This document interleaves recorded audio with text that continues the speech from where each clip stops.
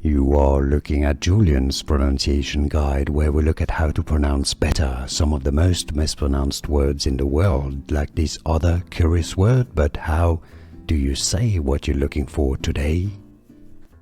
Let's learn how to pronounce this feminine given name, a girl's name with Hebrew and Arabic origins, meaning night or dark.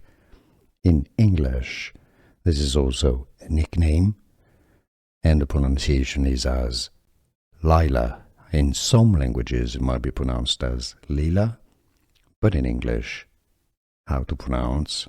The English pronunciation is Lyla.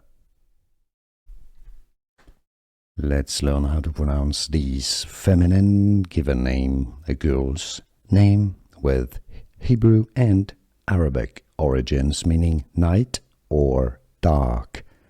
In English, this is also a nickname, and the pronunciation is as Lyla. In some languages, it might be pronounced as Lila, but in English, how to pronounce? The English pronunciation is Lyla. Here are more videos on how to pronounce more confusing words and names too many mispronounced. Like this video if you found it useful. I appreciate your support. I'll see you soon and thanks for watching.